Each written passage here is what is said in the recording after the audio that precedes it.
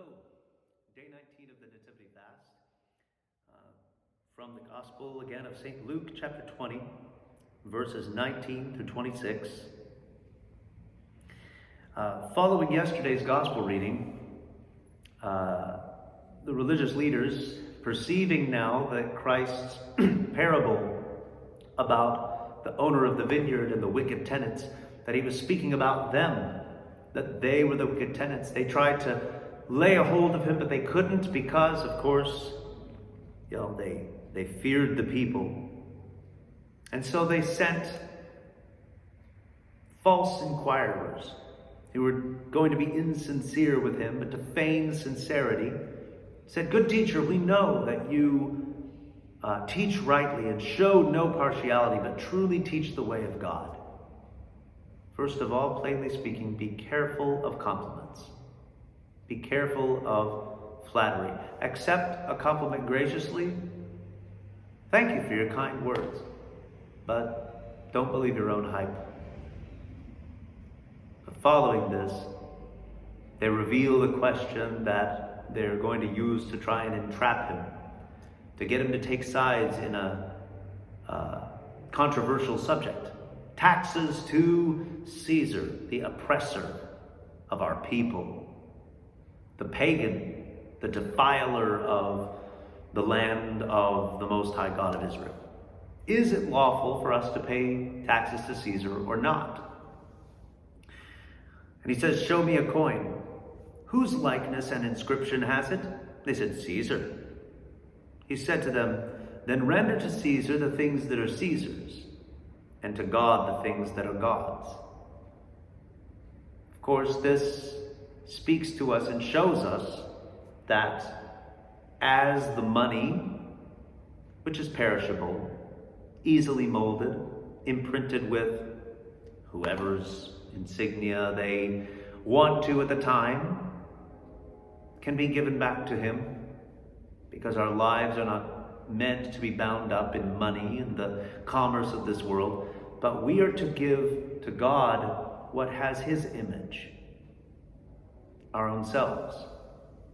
We are to give ourselves to him in prayer, fasting, humility, obedience.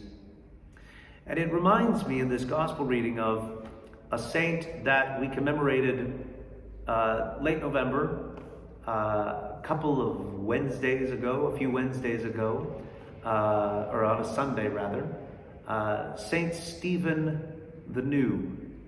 This was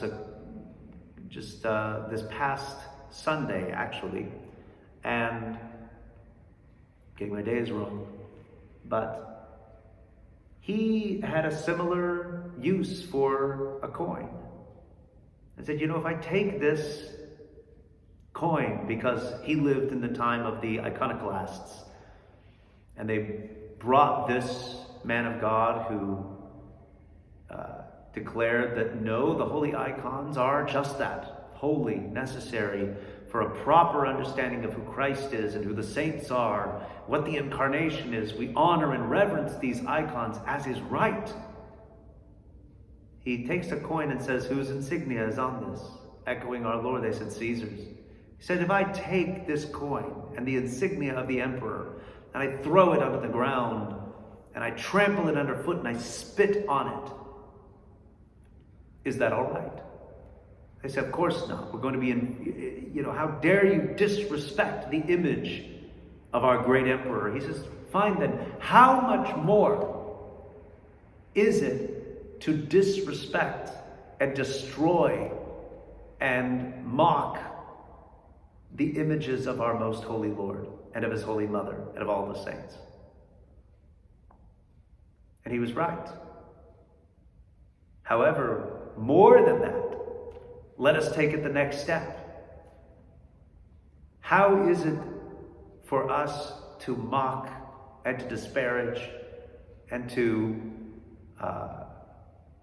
cast down and to hate other human beings who are in the image of God? We have the obligation to give unto God the things that are God's, our own hearts. But as we say in all of our services, let us commend ourselves and each other and all our life unto Christ our God. Be responsible for your brother. Be your sister's keeper. Be a good, kind neighbor to those around you. And help those that are in need, who are created in the image and likeness of God. Offer them to God. Serve them in the name of God, so that they may thank you and praise the God who gave you to them. Render to God the things that are God's.